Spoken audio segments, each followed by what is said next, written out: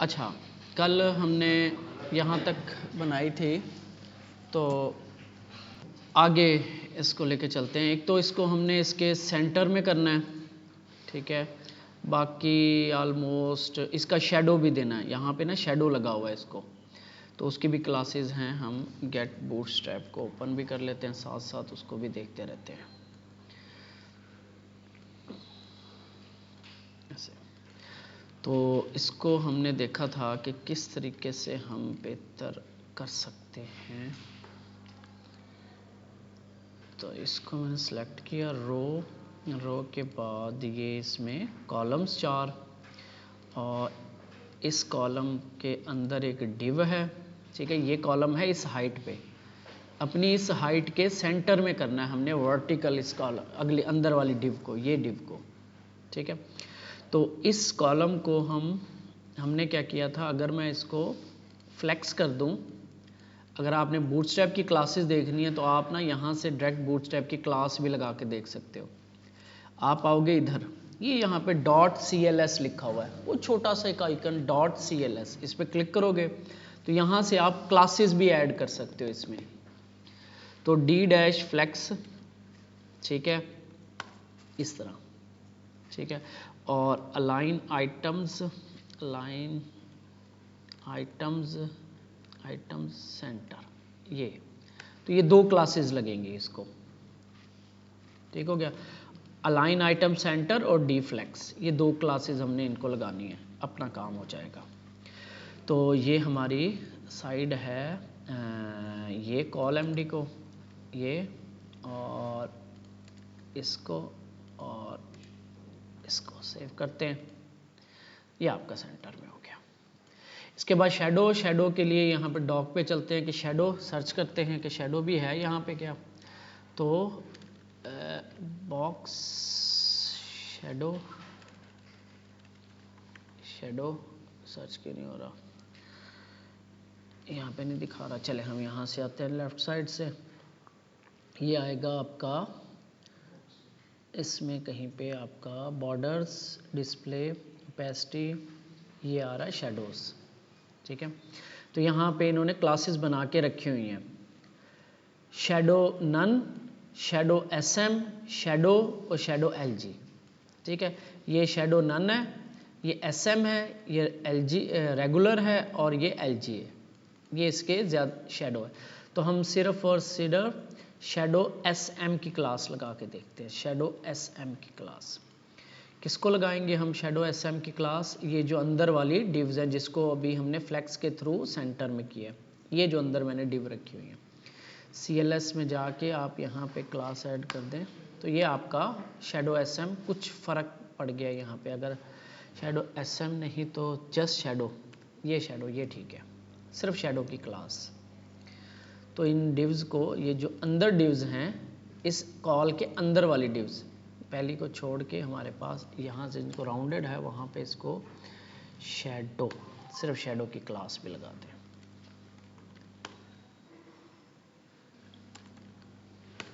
Save करते हैं, तो ये इनको शेडो भी लग गया, मेरा ख्याल है इसको भी शेडो लगा हुआ है। तो ये हमारी है ये वाली, तो इसके अंदर ये डिव है, इसको भी शेडो लगाते हैं, इसको भी शेडो लगा हुआ है। अब रह गया इसका हमारा कि ये ज़रा विड्थ में बड़ी है, ठीक है, इसकी सिर्फ विड्थ बड़ी है, तो इसको भी देखते हैं हम। तो यहाँ पे कॉल MD है, अगर मैं इसकी विड्थ से इसे कंट्रोल करूँ 30% करूँ, तो क्योंकि विड्थ वो आगे की तरफ चली जाती है, क्योंकि 25 के अकॉर्डिंग हम चल रहे हैं। तो इसको अब हमें थोड़ा सा स्ट्रक्चर चेंज करना पड़ेगा हमें, क्योंकि हम इसकी विड्थ को सेट करते हैं, अगर हम बढ़ाते हैं तो ये, अगर मैं इसकी जो पैडिंग है अंदर वाले की, इसकी पैडिंग अगर मैं राइट लेफ्ट से बढ़ा दूं, पैडिंग 10 पिक्सल और राइट लेफ्ट से 20 पिक्सल, क्या है, लग क्यों नहीं रही। अच्छा, यहाँ पे ना एक चीज़ हो रही है, ये ज़रा आप समझो एक चीज़। मैंने यहाँ पे पैडिंग लगाई है, लेकिन ये पैडिंग ना यहाँ पे मुझे एक लाइन दे रहा है इसको, ठीक है, ये कह रहा है कि ये पैडिंग जो है ना यहाँ पे अप्लाई नहीं हो सकती। क्यों नहीं हो सकती? क्योंकि पैडिंग जो है ना इसको पहले से लगी हुई है क्लास, ये P4 की क्लास लगी हुई है। अब आप अगर P4 की क्लास को देखो ना, ठीक है, तो उसके आगे जो है ना इम्पोर्टेंट लिखा हुआ है। इम्पोर्टेंट याद है, हमने यूज किया ना इम्पोर्टेंट। इम्पोर्टेंट का मतलब होता है कि फर्ज करो हमारे पास रूल कैसे होता है कि CSS के अंदर जो नीचे होगी उसकी पावर ज्यादा होती है, लेकिन हम चाह रहे हैं अगर ऊपर वाले की पावर ज्यादा करनी है तो हम उसको इम्पोर्टेंट लगा देते हैं, उसकी वैल्यू के आगे स्पेस देके नॉट का साइन या एक्सक्लेमेशन का साइन और आगे इम्पोर्टेंट लिख देते हैं। जैसे फर्ज करते हैं मैं ना यहाँ पे इस CSS में आता हूँ, यहाँ पे मैं इसको ना एक क्लास लगा देता हूँ समझाने के लिए। इसको मैं ब्लू BG ब्लू यहाँ पे लगा देता हूँ, blue CARD card, blue card. इस ब्लू कार्ड को मैं यहाँ से क्लास को उठाता हूँ और यहाँ पे इसको पैडिंग लगा देता हूँ, पैडिंग 40 पिक्सल, सेव करता हूँ। तो आप देखोगे ये 40 पिक्सल जो है ये अप्लाई नहीं हो रही है। यहाँ पे ना ये जो आउटपुट आपको नजर आ रही होती है, यहाँ पे जो ऊपर होगी CSS की फाइलों में वो सबसे नीचे होगी, ठीक है। यहाँ पे तरतीब ऐसे होती है कि यहाँ पे जो ऊपर होती है उसकी पावर ज्यादा होती है और CSS फाइलों में वो नीचे होती है, ठीक है। ये ऑपोजिट चल रहा होता है, ये जो आपको स्टाइल नजर आ रहा है। तो अप्लाई ये वाली होनी चाहिए थी, लेकिन ये अप्लाई नहीं हो रही। क्यों? क्योंकि जो इससे ऊपर पड़ी हुई है ना ये बूटस्ट्रैप की, जो क्योंकि बूटस्ट्रैप की फाइल कहाँ पे हमसे ऊपर है, यहाँ पे देखो तो पहले बूटस्ट्रैप की फाइल है फिर हमारी है, तो हमारी वाली की प्रायोरिटी ज्यादा होनी चाहिए थी, लेकिन उस क्लास को इंपॉर्टेंट लगा हुआ है। इंपॉर्टेंट का मतलब है कि ये क्लास ज्यादा इंपॉर्टेंट है, आपने इसको फॉलो करना है। तो अब हमें ओवरराइड करने के लिए ना इसको भी इंपॉर्टेंट करना पड़ेगा। अब दोनों वैल्यू सेम हो गई तो अब नीचे वाली की वैल्यू ज्यादा हो जाएगी। ये अब इसको लग गई 40%, ठीक है। अब हमारा मसला बीच में खड़ा हुआ है कि इसकी विड्थ जो है ना वो ज्यादा करनी है। अब हमें थोड़ा सा स्ट्रक्चर चेंज करना पड़ेगा, पैडिंग से भी ये काम नहीं होगा। तो स्ट्रक्चर के लिए हमें फिर इसको नेस्टेड, वैसे मैं अभी इसको चलने देता हूं, ठीक है। अभी के लिए इसको चलने देते हैं, फिर आगे चल के ना इसका स्ट्रक्चर चेंज करेंगे थोड़ा सा। अभी हम आगे चलते हैं, अभी के लिए इसको ऐसे ही चलने देते हैं, ठीक है। अगले सेक्शन पे चलते हैं। अगला सेक्शन है हमारे पास ये, अच्छा इसमें हमारे पास 2 कॉलम है, सेक्शन, कंटेनर, रो, कॉलम। अच्छा इसकी ना रिस्पॉन्सिव करके ना फिर चलते हैं, इसको रिस्पॉन्सिव करते हैं। अभी मैं साइज को नहीं छेड़ रहा, ठीक है, हम रिस्पॉन्सिव को देखते हैं, इसका रिस्पॉन्सिव करते हैं। अच्छा जी, ये जो होता है ना आपका ये पैनल, ये जो आपका एलिमेंट्स वाला पैनल होता है, इसके आगे यहाँ पे ना आपको इसको आप अटैचमेंट भी कर सकते हो। फर्ज करो मैं कहता हूँ राइट, तो ये राइट अटैच हो जाएगा। इसको अगर मैं कहता हूँ लेफ्ट, तो ये लेफ्ट अटैच हो जाएगा। इसको अगर मैं ये वाला ऑप्शन सेलेक्ट करूँ ना, ये बाहर निकल आता है, ऐसे भी निकल आता है बाहर। तो मैं ये काम कर रहा हूँ और यहाँ से मैं सेलेक्ट करता हूँ, बल्कि यहाँ से मैं इसकी यहाँ से मैं इसको यहाँ पे लेकर आता हूँ। यहाँ से स्टार्ट करते हैं, ठीक है। अब ये समझना है आपने, ये समझ लें हमारे पास मोबाइल डिवाइस है, ठीक है। 7 ये जाके तकरीबन यहाँ पे जाके ये 7, 6, 8, तो अगर हम इससे ऊपर भी चले जाएं तब भी हम एक लाइन में 2 नहीं दिखा सकते। तो तकरीबन 7, 6, 8 MD क्रॉस करके ना यहाँ पे हम 2 दिखा सकते हैं एक लाइन में, ठीक है। तो अब हमें ये रिस्पॉन्सिव सेट करना है। सबसे पहले तो हम इसको मीडियम डिवाइस तक चलते हैं, MD 768 तक इसको ऐसे ही रखेंगे, ठीक है। 768 तक ऐसे रखेंगे। 768 के बाद जो है ना इसको 2 कॉलम में हम डिवाइड कर लेंगे। अब ये इसको मैं इसलिए नहीं छेड़ा था इस साइड को, क्योंकि ये ना फिर डिवीजन करना प्रॉब्लम होगा, तो इसको अभी ऐसे ही चलने देते हैं। तो पहले तो इसको सेट करते हैं 768 से नीचे नीचे। करना क्या है, ये बिल्कुल ठीक है, लेकिन नीचे इसके ना मार्जिन आना चाहिए, स्पेस आनी चाहिए, ठीक है। इसके लिए हम क्या कर सकते हैं, हम पहले तो इसका अपना देखते हैं। अगर हम यहाँ पे हैं, पहले तो जो फ्लेक्स वाला है ना इसको देखते हैं। ये जो रो है ना, रो इधर आते हैं। रो के अंदर अगर मैंने गैप्स देने हो तो उस टॉपिक को देखते हैं। यहाँ पे आते हैं कॉलम्स, कॉलम्स के बाद ना यहाँ पे एक गटर्स आ रहा है, एक गटर्स का मतलब होता है कॉलम्स के दरमियान में स्पेसिंग, उसको गटर्स कहते हैं। यहाँ पे gutters are the padding between your columns, column के दरमियान में पैडिंग को गटर्स बोलते हैं। ये use to responsibly space and align content in Bootstrap grid system. या तो हम ऐसे कर लें या इसका मार्जिन दे लें। तो मैं अभी ना मार्जिन से करता हूँ क्योंकि मुझे इसमें ना मार्जिन में आपको एक चीज़ सिखानी है। हम आते हैं स्पेसिंग में, ये अच्छा पहले हम एक काम करते हैं, ये मैंने अलहदा निकाल ली, इसको मैं थोड़ा सा ना ऐसे कर लेता हूँ और ऐसे, ये अलहदा से भी हम निकाल के इसके साथ, इस पैनल के बगैर आप डिज़ाइनिंग नहीं कर सकते। अच्छा यहाँ पे आता हूँ, मैं एक काम करता हूँ, मैं ये जो हैं ये मेरे पास 4 कॉलम्स है ना, ये कॉल MD, एक कॉलम ये है, एक कॉलम ये है, एक कॉलम ये है, एक कॉलम ये है, ठीक है। इनका एक तो मैं MB3 कर देता हूँ, मार्जिन बॉटम लगा देता हूँ सबको नहीं लगाता, मैं जस्ट एक को लगा के आपको समझाता हूँ क्योंकि मैंने क्लास चेंज करनी है। तो ये नीचे मार्जिन बॉटम लग गया। लेकिन अगर आप बड़ी उसमें जाओगे ना, यहाँ पे भी मार्जिन बॉटम लगा हुआ है, यहाँ पे भी मार्जिन बॉटम जो है इसको लगा हुआ है।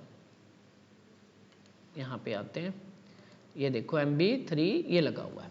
लेकिन हमें ये चाहिए मार्जिन 768 से नीचे नीचे, जहाँ पे वो एक लाइन में है वहाँ पे चाहिए, उससे बड़ी स्क्रीन में हमें नहीं चाहिए, ठीक है। तो आप इसके लिए हम आते हैं इधर बूटस्ट्रैप में और स्पेसिंग में आप आओगे जहाँ पे मार्जिन्स वगैरह हैं, किधर है स्पेसिंग, तो ये मार्जिन, M फॉर मार्जिन, ठीक है, P for padding, T for top sides और उसके बाद नंबर्स। और उसके अलावा यहाँ पे एक और चीज़ भी है, हम ब्रेक पॉइंट के हिसाब से भी मार्जिन दे सकते हैं, ठीक है, हम ब्रेक पॉइंट के हिसाब से भी मार्जिन दे सकते हैं। यानी मैं ये कहता हूँ कि इसको MB3 लगा दो, लेकिन MD0 मार्जिन बॉटम 3 लगा दो, लेकिन जब स्क्रीन MD स्टार्ट हो तो मार्जिन बॉटम 0 कर दो। समझ रहे हो? यहां से हमने इसका ब्रेक पॉइंट भी पकड़ लिया। M for margin, B for bottom, MD मतलब स्क्रीन साइज, मिनिमम 768, कहां से स्टार्ट होती है MD? 768 से अबव 0, ठीक है। इसको हम सेव करते हैं। अब आप देखना, तो इसको हमने इंस्पेक्ट किया हुआ है, तो यहाँ पे मैं, अब आप देखो यहाँ पे इसको मार्जिन नहीं लगा हुआ, कंप्यूटर में जाओ 0 मार्जिन, ठीक हो गया। लेकिन जैसे मैं छोटी स्क्रीन में जाऊँगा, यहाँ पे ये देखो लगा हुआ है, ठीक है। यानी कि हम इन साइड्स के हिसाब से भी प्रॉपर्टी, मार्जिन, पैडिंग, साइज, यानी कि वो 1 2 और sorry side TB X Y जो भी साइड्स लेनी है आपने वो, और उसके बाद साइज 1 2 3। लेकिन and property, side, break point और साइज भी दे सकते हो, 2 तरह से दे सकते हैं। ब्रेक पॉइंट के अकॉर्डिंग भी दे सकते हैं और नॉर्मली भी दे सकते हैं। जब हम कहते हैं MB3 का मतलब है सारी स्क्रीन पे, लेकिन साथ ही मैंने ये कह दिया कि MD जब स्टार्ट हो तब 0 कर देना, ठीक है। ये रूल अब मैंने सब पे लगा देना है।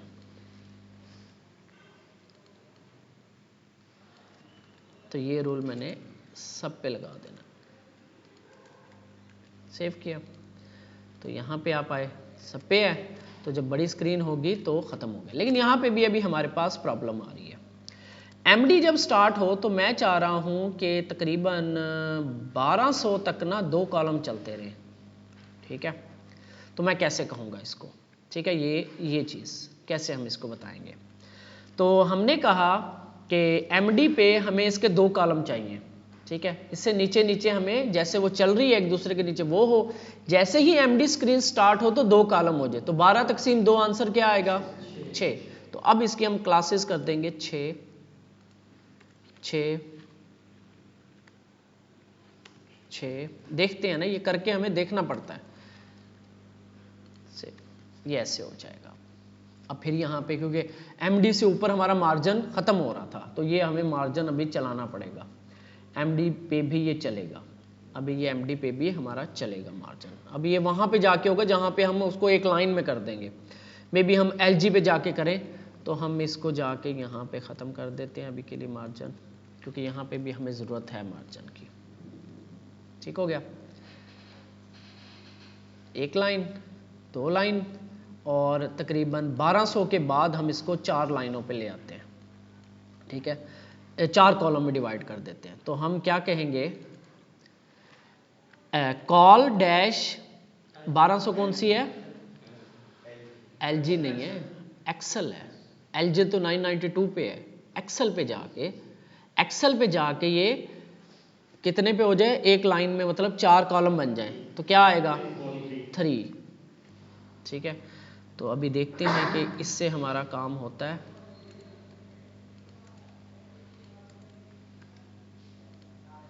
ये ठीक है, यहाँ पे सही नजर आ रहा है, ये देखो अब हर स्क्रीन साइज पे आपको सही नजर आएगा। ये इस तरह की कोई ऐसी स्क्रीन साइज होगा नहीं, अदरवाइज आपको यहाँ पे देखो ठीक नजर आ रहा है, ठीक नजर आ रहा है, ठीक नजर आ रहा है, हमारा रिस्पॉन्सिव हो गया। मकसद क्या होता है रिस्पॉन्सिव का, स्क्रीन साइजेस के ऊपर रीडेबल हो कंटेंट, सही नजर आ रहा हो। ठीक है, ये मकसद होता है। अलाइन यहाँ पे टच ना हो रहा हो, ठीक है, ये देखो रीडेबल है कितना, ठीक हो गया। छोटी स्क्रीन पे आए, यहाँ पे भी रीडेबल है, जैसे बड़ी स्क्रीन हो ये रीडेबल है। अब इसको रियल डिवाइस पे कैसे चेक करें, ठीक है, इसको रियल डिवाइस पे भी देखते हैं आया कि वहाँ पे भी सही नज़र आ रहा है कि नहीं। तो हम मोबाइल डिवाइस पे इसको ओपन करते हैं। मोबाइल डिवाइस पे ओपन करने के लिए आपके पास क्या करना है आपने, तो मैं यहाँ पे स्टेप्स लिखता हूँ, क्या स्टेप्स होंगे।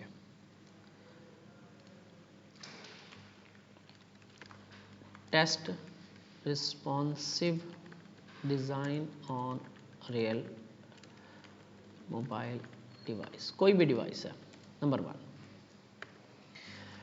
वन तो ये कि आपका लैपटॉप और PC जो भी है and mobile device should be on same network, मतलब सेम इंटरनेट कनेक्ट होना चाहिए। तो मैं यहाँ पे देखता हूँ मेरे पास कौन सा इंटरनेट है जी, कनेक्ट 5G मैंने कनेक्ट किया। 5G से मैं कन्वर्ट करके ना इधर से मैं कनेक्ट करता हूँ FSD, ठीक है, क्योंकि 5G यहाँ पे ना कनेक्ट नहीं होता मोबाइल पे।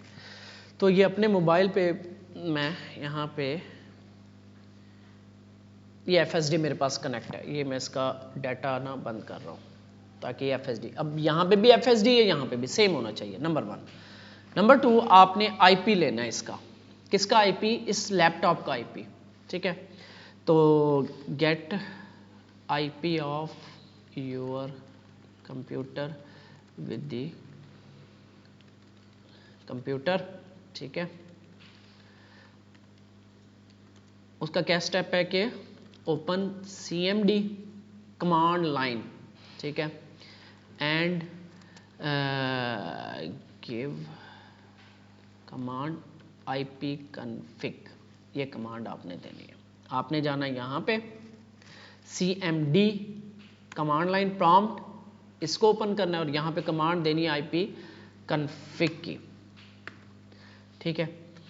इसमें से आपने ये जो होता है वायरलेस लैन अडाप्टर वाईफाई, तो ये IP आपने लेना IP वर्जन 4, ठीक है।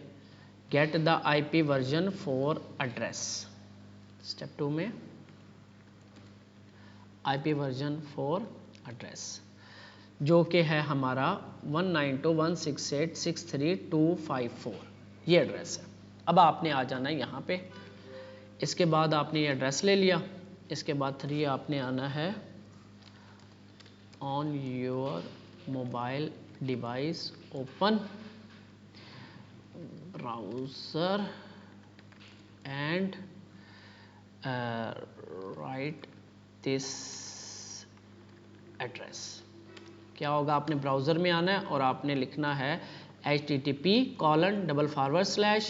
ठीक है, और अपना IP एड्रेस, इस कंप्यूटर का ये जो IP एड्रेस है यहाँ वाला है, ये फ़र्ज़ करो मेरा इसका ये IP एड्रेस है, IP एड्रेस कॉलन और उसके आगे इस कॉलन के आगे आपने लगानी है ये वाला एड्रेस। इस कॉलन से यहाँ से लेकर आपने ये वाला लगाना है, ये 500 कॉलन और आगे 500 कॉलन 5500।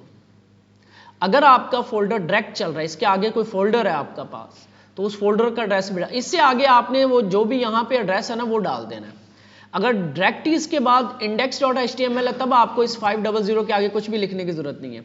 अगर यहाँ पे आपके पास कोई फोल्डर और है, फर्ज करो ऐप, फिर आपने ये पूरा लिखना app/index.html। मेरे पास ये डायरेक्ट है तो मैं यहाँ तक लिखूंगा, यहाँ तक, ठीक है।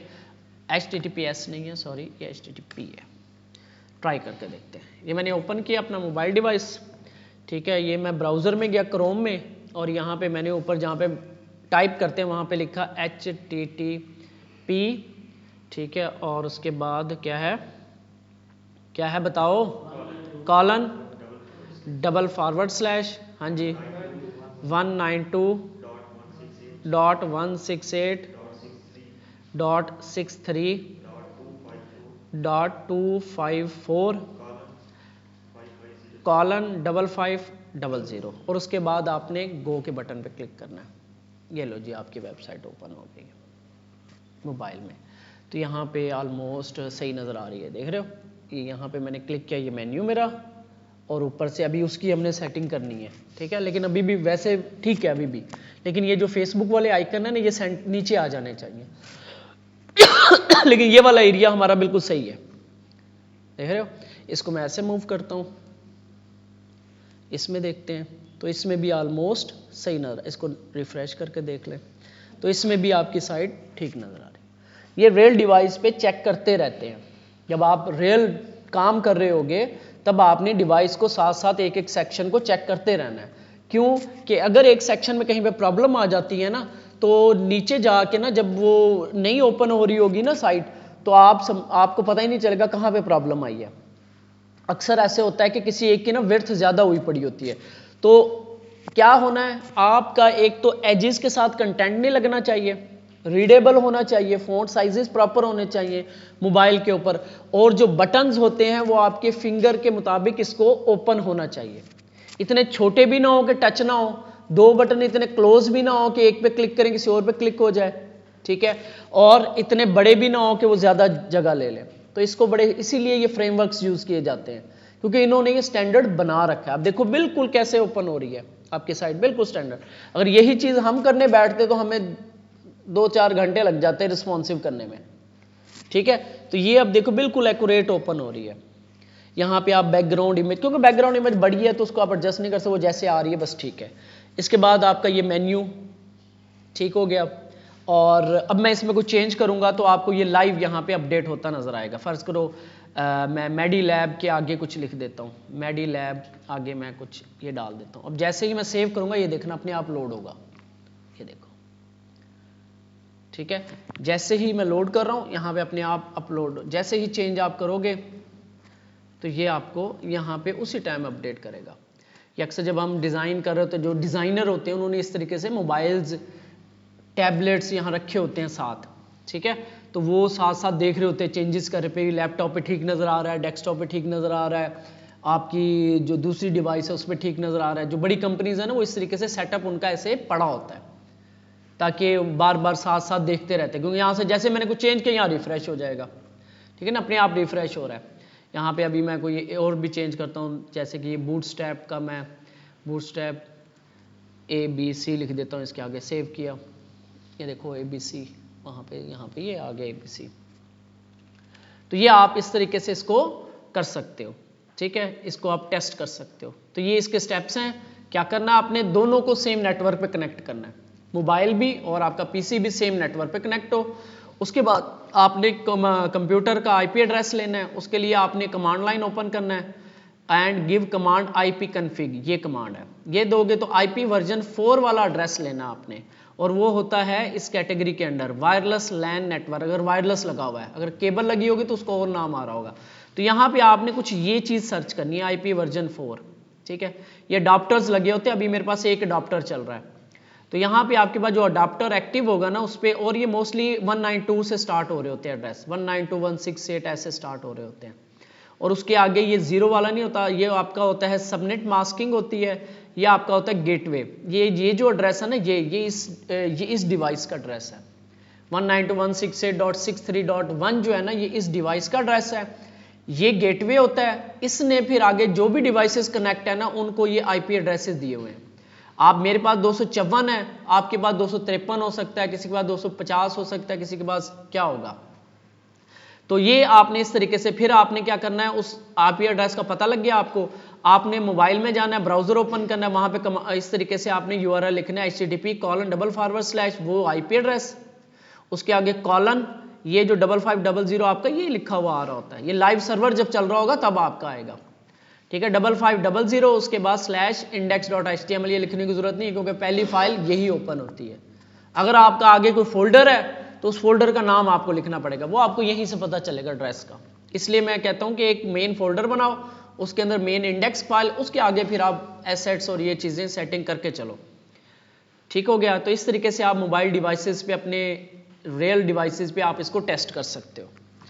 और इस चीज को हम क्योंकि जो फ्रंट एंड डेवलपमेंट होती है उसके अंदर ये चीजें बहुत ज्यादा मैटर करती हैं कि आपकी हर डिवाइस के ऊपर प्रॉपर नजर आए, बटन क्लिकेबल हो, कहीं पे कोई प्रॉब्लम ना आ रही हो, और हम साथ साथ देखते जाते हैं। ऐसे नहीं कि पूरी वेबसाइट बना के देखेंगे, पता चले कहीं पे गलती हुई है ना, पता ही नहीं चलता कहाँ पे हुई है, कभी विर्थ लग जाती है, हमें भी समझ नहीं आ रही होती, क्योंकि अब इसको इंस्पेक्ट तो नहीं कर सकते हम कि यह कहाँ पे क्या चीज लगी हुई है, यहाँ पे सही नजर आ रहा होता है हमें। कभी आपको ऐसे होगा, रियल डिवाइस में क्यों चेक करवा रहा हूं, यहाँ पे ये जो होता है ना ये फिर भी ब्राउजर होता है आपका, ये फिर भी ब्राउजर है, इसमें और डिवाइस में फर्क आ जाता है, क्योंकि किसी के पास ओल्ड डिवाइस है, किसी के पास आईफोन है, उसका अपना ब्राउजर है, किसी के पास ओप्पो है, किसी के पास फलां है, किसी के पास सैमसंग है, उसका अपना ब्राउजर है, कोई उसमें ओपन करके देख रहा है, तो ब्राउजर टू ब्राउजर भी चेंजेस आ जाती हैं, ठीक है। तो आपने साथ साथ इनको जो डिवाइसेस होती हैं उन पे चेक करना होता है, अक्सर ऐसे होता है। तो फिलहाल मैं इसकी ये इमेज उठाता हूँ और इसको मैं क्लिक किया और इसको ओपन किया, सेव इमेज एज, तो ये एसेट्स इमेजेस के अंदर हम अबाउट के नाम से ये इमेज सेव कर ली। चलिए जी, इसके बाद वही इसकी मैं ये जो रिस्पॉन्सिव है इसको मैं अभी बंद करो, ये मैंने अलहदा निकाल लिया था, इसको फिर दोबारा नीचे लेके जाने के लिए आप इस पर क्लिक करोगे तो अब ये नीचे आ गया दोबारा, ठीक है, इसके साथ ब्राउजर के साथ अटैच हो गया दोबारा। तो यहाँ पे आते हैं, इसको मैं बंद कर रहा हूँ, तो नीचे अब मैं नया सेक्शन स्टार्ट करता हूँ। ये सेक्शन आईडी हीरो था, नीचे आके आईडी अबाउट है, I think section ID about और डिव क्लास कंटेनर और डिव क्लास रो, क्योंकि इसमें हेडिंग शेडिंग नहीं है, डायरेक्ट 2 कॉलम ही है, तो डिव क्लास कॉल -md-6, पहले md से हम स्टार्ट कर लेते होते हैं, ठीक है। Starting point img src./assets images और about.jpg। अब इसको मैं ऐसे रखता हूँ, लेफ्ट साइड पे आता, राइट साइड पे आता डिव क्लास कॉल -md-6। अच्छा ये चीज़ ना, ये काम करना है, इस md का ना अगर आपको ज़रूरत एसएच नहीं पड़ती तो इसके अंदर हमेशा ना एक डिव बनानी है पेरेंट, उसके अंदर रखना है जो भी रखना है। ये आपको ना एक टिप दे रहा हूँ, आपकी अक्सर प्रॉब्लम सॉल्व हो जाएंगी, अदरवाइज आप जब इसको कर रहे होगे ना तो आपको प्रॉब्लम आएंगी। कॉल के अंदर हमेशा एक पेरेंट डिव रखनी है, उसके अंदर आप अपना कंटेंट रखो। अगर आपके कंटेंट के अंदर एक पेरेंट डिव है तो फिर वही पेरेंट हो जाएगी, अदरवाइज आपके 2 हैं यहाँ पे, जैसे कि यहाँ पे लिस्ट आ रही है, यहाँ पे लिस्ट है, ये है, ये है, ये है, तो इसको मैं एक डिव में रखूंगा, ये हेडिंग आ गई, ये पैराग्राफ आ गई, ये यूएल आ गई, ठीक है। तो यहाँ पे अब ये h1 यूज h2 यूज कर लेते हैं, ये यहाँ पे और क्या है, ये फिर हम बनाएंगे इसका, ये सेटिंग बना के फिर इसको मैं h2 यूज कर रहा हूँ अबाउट अस को। यहाँ पे आया, मैंने कहा h2 और इसका जो कलर है हम वही वाला, ये जो टेक्स्ट प्राइमरी एम्फसाइज ये चल रहा है हमारा, ठीक है। और font FW bold, font weight bold, ठीक है। और ये अबाउट अस। अच्छा अब ये इमेज ना बड़ी है, इमेज अपने कॉलम से बाहर जा रही है, ठीक है। तो इसको कैसे सेट करना है, हम क्या करते थे, फुल विड्थ देते थे, विड्थ 100%। तो इसके लिए यहाँ पे इन्होंने क्लास दी हुई है, आपने जाना है कंटेंट इमेजेस, ठीक है। यहाँ पे इन्होंने रिस्पॉन्सिव इमेजेस के लिए क्लास बनाई हुई है, क्या नाम है, इमेज डैश फ्लूइड, जिसकी विड्थ है 100%, जो कि रिस्पॉन्सिव इमेजेस के लिए, ठीक है। बाकी आपने 200 बाय 200 करना है, उसकी थंबनेल क्लास है। इस तरीके से इन्होंने ये अलाइनमेंट्स और ये सारे इमेजेस को हैंडल करने के लिए इन्होंने कंटेंट में जाके डॉक्यूमेंटेशन में क्लासेस बना के रखी हुई हैं। तो हमें चाहिए इसमें ये वाली क्लास IMG फ्लूइड वाली, ये वाली क्लास चाहिए, ठीक है। यहाँ पे आता हूँ मैं, इस इमेज को डायरेक्ट क्लास लगाता हूँ यहाँ पे, क्लास IMG डैश फ्लूइड। 99% के प्रॉब्लम आपके सॉल्व हो जाएंगे इसी क्लास से, ये देखो, ठीक है। अभी हमने पैडिंग शेडिंग देनी है, 2 कॉलम है, तो हम आ गए इधर, यहाँ पे हम देते हैं क्लास PY डैश, हमने बनाया हुआ है, आई थिंक 8 बना रहे थे, 8 दे रहे हैं, कितना दे के आ रहे हैं हम सबको, 8 दे के आ रहे हैं, सेक्शंस को हम पैडिंग 8 दे के आ रहे हैं, ठीक हो गया। तो ये आपकी एडजस्ट हो गई खुद भी। इसके बाद ये राइट साइड पे अबाउट अस आ गया, और इसके नीचे कुछ पैराग्राफ है, टैग है, तो इसके नीचे हम लगा देते हैं P टैग, और ये कलर, और ये आपका आ गया P टैग। ये फ़ॉन्ट चेंज है इसलिए इसको आपको ऐसा लग रहा है, अदरवाइज ये कुछ भी नहीं है। इसके बाद ये हम एक UL बनाएंगे, UL के अंदर ये हम हैंडल करेंगे, इसको डाउनलोड करना पड़ेगा, सेव एज, ये आइकन्स नहीं है, ये कोई ये इन्होंने, एक मिनट, ये क्या चीज़ है, इस तरह के आइकन होंगे नहीं, इसको इंस्पेक्ट करके देखते हैं क्या चीज़ है। अच्छा, ये आई टैग्स ही हैं, यहाँ पे है ये FA सर्कल चेक, तो ये पूरी ना ये आइकन है, देखते हैं हम रिमिक्स में ऐसा कुछ है आइकन, ये FA लगाया हुआ, ये भी एक इस तरह रिमिक्स की तरह की है एक, तो ये VIL, तो लेकिन उसके साथ चेक, ये ऐसा कोई इसमें यहाँ पे है नहीं, मैंने कभी देखा नहीं है। तो ये क्या है, इंस्पेक्ट एलिमेंट करते हैं, ये है जी पंप मेडिकल, देखो मेडिकल के आइकन है, पंप नहीं है, मेडिकल सर्च करते हैं, मेडिकल में क्या कुछ है हमारे पास, ये है, इसमें मेडिकल के आइकन्स कम है, ये कहीं और से इसने उठाए हुए हैं, ठीक है। ये है FA से आए हुए हैं, FA भी इसी तरह की एक लाइब्रेरी है, हार्ट विद सर्कल, तो ये FA सॉलिड, ये आप इसको ऐसे कॉपी करो, ठीक है। इसको गूगल पे सर्च करते हैं कौन सी लाइब्रेरी यूज़ कर रहे हैं, मुझे पता है इसका, लेकिन फॉन्ट ऑसम यूज़ कर रहा है, ये FA है, फॉन्ट ऑसम एक, ये भी जैसे रिमिक्स है इसी तरह ये भी एक लाइब्रेरी है फॉन्ट ऑसम के नाम से, ठीक है। तो यहाँ पे हम आते हैं, और मैं इसका कुछ और हल करने की सोच रहा हूँ। तो यहाँ पे क्या है, ब्लू कलर है इसका, ये इसके आइकन है, ये भी बहुत, ये पेड भी है और फ्री भी है, ये प्रो का मतलब है ये पेड है आइकन, तो ये बहुत पुरानी लाइब्रेरी है और बहुत बड़ी लाइब्रेरी है, ठीक है। तो इसमें हम ये देखो 63,000 आइकन्स हैं इनके पास, उनके पास 3,000 हैं तकरीबन, इनके पास 3,000 हैं और इसके पास 63,000 आइकन्स हैं। तो ये फॉन्ट ऑसम के नाम से बहुत पुरानी है और पेड है, ये फ्री भी है वर्जन इसका, पेड भी है, लेकिन इसमें से हम निकालते हैं, क्या नाम था उसका, इस आइकन को निकालते हैं, इसका नाम यहाँ से ढूंढते हैं, इंस्पेक्ट एलिमेंट करते हैं, देखते हैं कि अगर हमें ये आइकन डायरेक्ट मिल सकता है, वाइल चेक कुछ ऐसे, ये आ गए, ये आइकन है, इसको क्लिक करते हैं, ठीक है।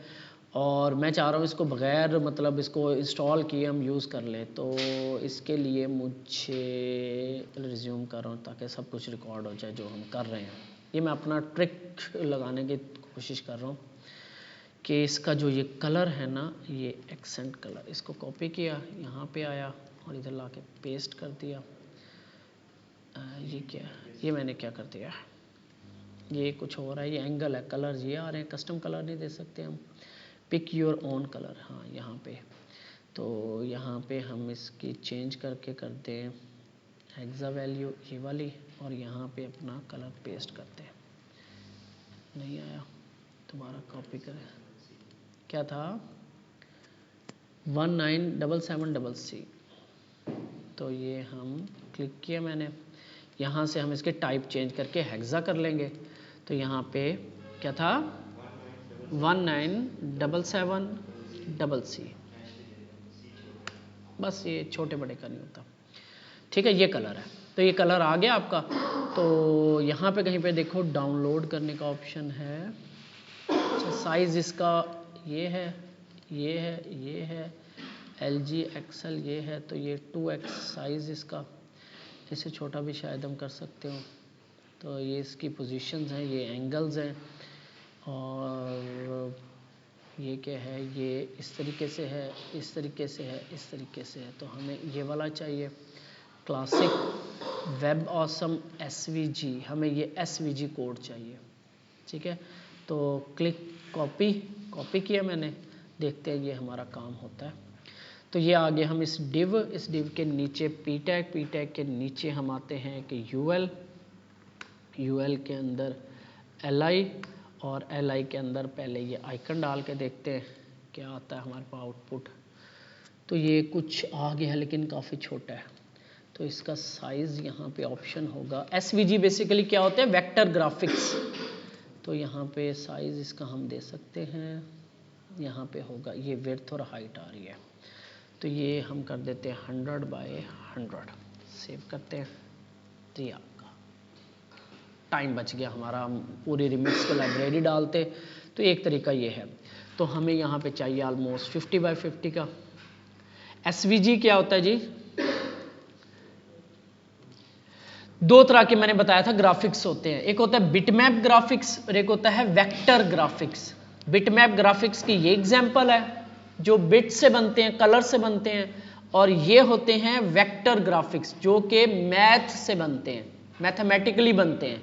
इसको आप जितना भी मर्जी बड़ा कर लो तो इसके पिक्सल नहीं फटते, ठीक है। इसको आप जितना मर्जी जूम कर लो, इसके पिक्सल नहीं फटेंगे। इसके किसी लेवल पे जाके पिक्सल यहाँ पे फटना शुरू हो जाते हैं।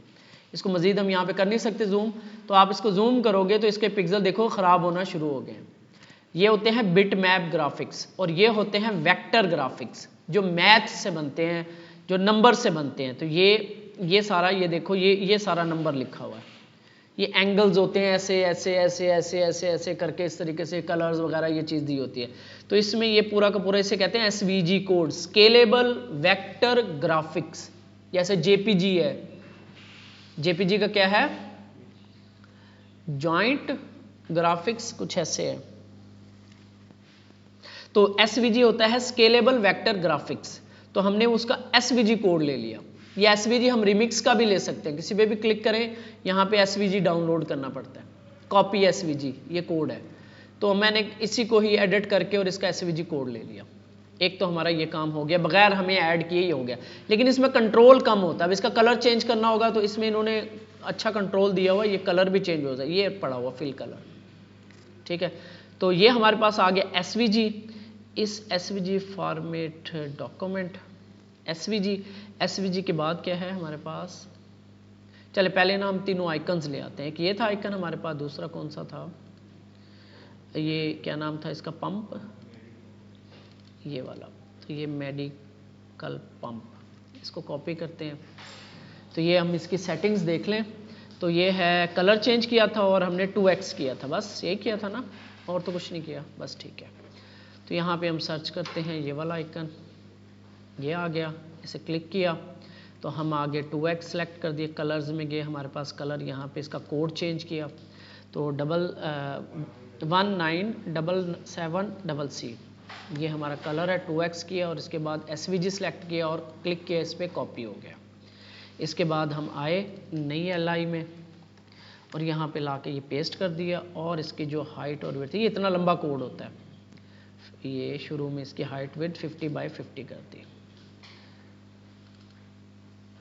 इसके मैं 500 5000 भी कर दूंगा तब भी इसके पिक्सल नहीं फटेंगे। ये देखो 5000 कर दूं ना, इतनी बड़ी भी कर लूँ इसे, तब भी इसके पिक्सल नहीं फटेंगे, वो नजर ही नहीं, स्क्रीन से बाहर चला गया, इतना बड़ा हो गया। तो वैसे भी जूम इन पड़ा हुआ है, ये देखो इतना बड़ा साइज हो गया। अभी 25% पे देख रहे हैं हम इसको, 100% पे जाएं यहाँ पे, ये इतना बड़ा हो गया, लेकिन देखो पिक्सल नहीं फटा इसका। ठीक है, इसे कहते हैं स्केलेबल वेक्टर ग्राफिक्स SVG। तो इसको हम करते हैं जी 50x50, हमें चाहिए 50x50 का। सेव किया हमने और ये आपका दूसरा आ गया। तीसरा क्या है, ये हार्ट वाला, heart with okay, heart with circle, heart circle, बस ये कॉपी कर लेता हूँ, इतनी सी लाइन, ये नाम होता है आइकन का।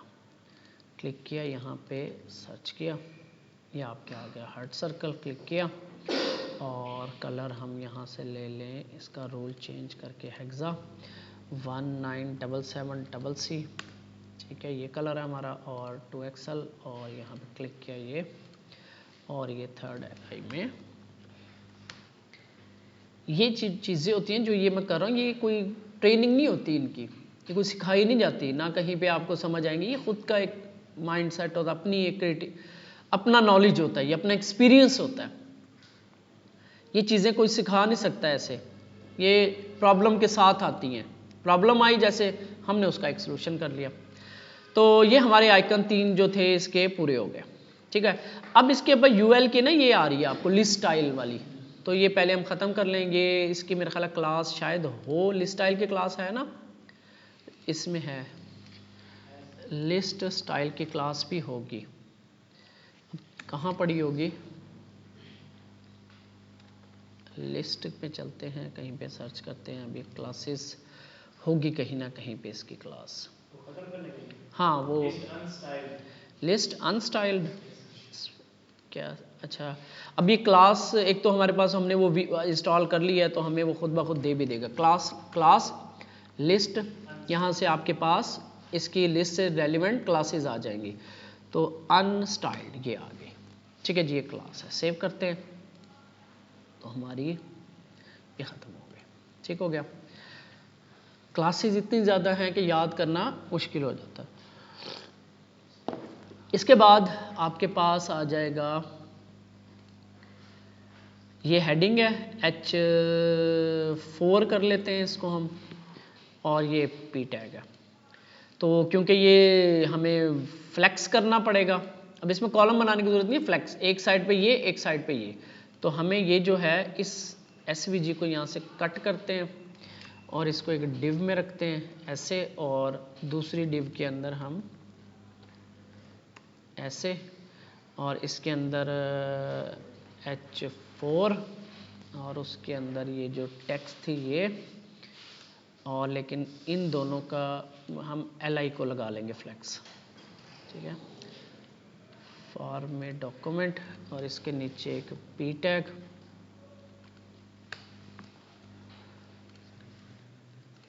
है। अच्छा जी, तो ये यहाँ से हमने ये लिया, इसको हमने रख लिया, H4 लगाया था इस P टैग के अंदर, कंट्रोल V, ये क्या हो गया, तो इसको मैं यहाँ से उठाता हूँ P टैग को, बल्कि इन दोनों को यहाँ से, ये स्ट्रक्चर हमने चेंज कर लिया ना, तो ये SVG, ये पूरी की पूरी LI में यहाँ से कॉपी कर रहा हूँ और यहाँ पे आके पेस्ट कर रहा हूँ, और इस SVG को इस SVG से रिप्लेस कर रहा हूँ, फॉर्मेट डॉक्यूमेंट, ठीक है जी। 2 LI पेरेंट और उसके 2 डिव्स, अब एक लेफ्ट कर देंगे, एक राइट कर देंगे, ठीक है। तो सेम इसी तरह मैं ये यहाँ से कॉपी किया और इसके ऊपर ला के पेस्ट कर दिया, और इस SVG को रिप्लेस कर दिया इस SVG से, फॉर्मेट डॉक्यूमेंट, सेव। तो ये आपका कुछ यही है ना, हाँ ये आपका बन गया। तो इन दोनों का पेरेंट क्या है, LI है। 2 डिव्स हैं क्योंकि हमें 2 चाइल्ड चाहिए होते हैं, एक को लेफ्ट करना है, एक को राइट करना है।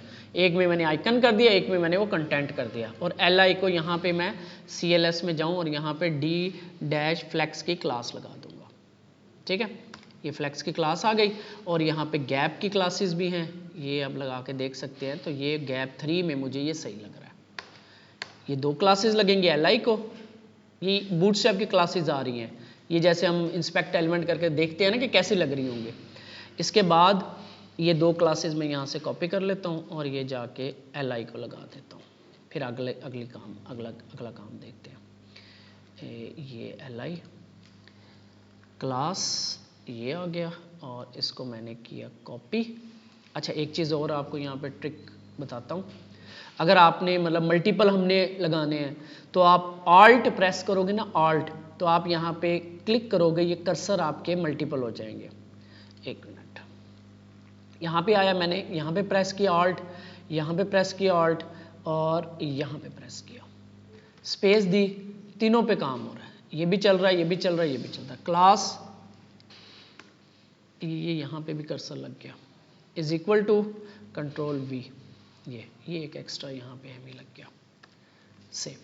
तीनों को एक ही टाइम में मैंने टारगेट कर लिया, ठीक है। ऑल्ट प्रेस करके आप जितने कर्सर रखोगे तो उतने कर्सर आ जाए एक ही लाइन में, क्योंकि हमें काफ़ी दफ़ा एक ही चीज़ को 3 4 5 पे अप्लाई करना पड़ता है। कॉपी पेस्ट कर लो, ये आपको ट्रिक छोटी सी मैंने बताई है, VS कोड की ट्रिक है। इसके बाद यहाँ पे इसकी हेडिंग थोड़ी सी हम चेंज कर लें ताकि लुक अच्छी बन जाए इसकी, बाकी खैर है। ये हेडिंग्स हैं तो ये इसको लगा देते हैं, ज़रा चेंज हो जाए, कंटेंट नज़र सही आएगा, वर्ड्स आगे पीछे हो जाएंगे ना, उससे ज़रा लुक बन जाती है।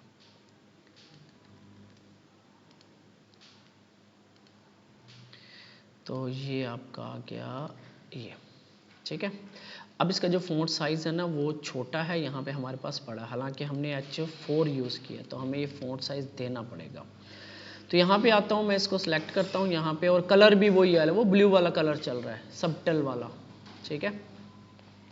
तो कलर भी देते हैं और यहाँ पे आके मैं CLS पे क्लिक किया, मैंने कहा FS था ना, तो यहाँ पे 1 2 3 ये कुछ 5 जो है ना मुझे ठीक लग रहा है, ठीक है, ये 5 और एंटर किया। और दूसरी क्लास है क्या था, प्राइमरी सबटल, कलर कौन सा है वो जो कलर देते हैं हम, ये ब्लू को दे के आया हूँ मैं, ये टेक्स्ट प्राइमरी, ये क्लास है टेक्स्ट प्राइमरी एम्फसाइज्ड, ये कलर है, ठीक हो गया। हाँ बस बहुत है, मेरा ख्याल है इतना कुछ। तो ये 2 क्लासेस हैं, मैंने यहाँ से कॉपी की, या पूरी की पूरी ये क्लास वाली ये ऐसे लाइन कॉपी कर ली, ठीक हो गया। H4 ये अभी एक लाइन में आ नहीं रहा, तो ये किधर है, H4 ऑल्ट प्रेस किया, नीचे आया, H4 नीचे आया, H4, तीनों टारगेट हो गए, स्पेस दी, कंट्रोल V, सेव, तीनों को लग गया, ठीक हो गया। और इन तीनों के नीचे ज़रा मार्जिन है, ये देखो आप LIs के नीचे मार्जिन भी लगा हुआ है, तो ये LI, तो ठीक है, तो MB-4 करके देखते हैं, ये ठीक है। तो इनको मैंने MB4 की क्लास भी लगा दी, MB-4। डिज़ाइनिंग थोड़ी सी टीडियस जॉब होती है, MB-4, ठीक हो गया। ये आपका ये वाला सेक्शन भी ऑलमोस्ट रेडी हो गया, हमारे पास ये ओपन ही है, तो हम इसको यहाँ पे ओपन करके देखते हैं। ये आपका आ गया, ये सेक्शन देखो, अगर आपको ये ठीक लग रहा है तो ओके है, वेल एंड गुड, अगर नहीं है तो हम इसको सेट करके देख सकते हैं, ठीक है। ये नीचे LI भी बिल्कुल सही आ रही है नज़र, रीडेबल होनी चाहिए, कंटेंट एक दूसरे में घुसा हुआ ना हो, एजेस को ना टच हो रहा हो, रीडेबल हो। इस तरह करके देख लो, इसको इस तरह करके देख लो, ठीक है। लेकिन एक चीज़ यहाँ पे आपको अगर फील कर रहे हो तो यहाँ पे आपको नज़र आएगी ये दोनों आपस में टच है, ठीक है। ये जब इसमें जाते हैं तो ये दोनों आपस में टच हो जाते हैं। तो हम क्या कर सकते हैं, इसको राइट में गैप दे सकते हैं, हम इनका गैप थोड़ा सा बढ़ा दें, अगर हम थोड़ा सा हम इनका गैप बढ़ा दें। नॉर्मली ये है हमारा, ये रो है ना, हम चलते हैं रो में, अब ये वो गटर्स देखते हैं, यहाँ पे आते हैं और यहाँ पे ग्रिड सिस्टम के अंदर गटर्स हैं, गटर्स कॉलम्स के दरमियान का स्पेसिंग यानी कि वो गैप, ठीक है। उसके लिए हमारे पास जो क्लास है वो वर्टिकल गटर्स देने हो तो ये क्लासेस हैं, कंटेनर ओवरफ्लो, कुछ ये क्या नाम है इनका, ये है जी गटर, वाई इस एक्सिस में, एक्स इस एक्सिस में, और जस्ट आपने सिर्फ कॉलम्स के दरमियान देना है तो एक।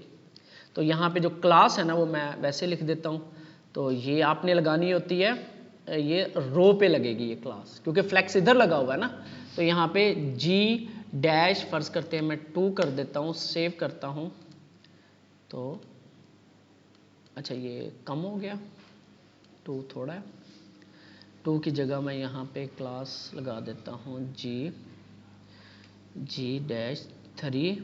G-5, ये बहुत है, 5 लगा देता हूँ G5। तो G5 सेव करते हैं और मोबाइल में देखते हैं। यहाँ पे भी देख सकते हो मैं, लेकिन रियल डिवाइस में आपको दिखाता हूँ कि फ़र्क पड़ा है कि नहीं पड़ा। ये देखो ठीक हो गया, बेहतर लग रहा है, रीडेबल, हर चीज़ ऊपर से लेकर नीचे तक, यहाँ तक हमारा काम बिल्कुल ठीक चल रहा है, परफेक्ट। तो यहाँ पे मैं इसको क्लोज करता हूँ, बाकी हम ज़रा मैंने जाना है तो इस यहाँ तक आप इसको डिवाइस में भी और इस तरीके से इतना तक सेक्शन आप इसका बनाओ, ठीक हो गया।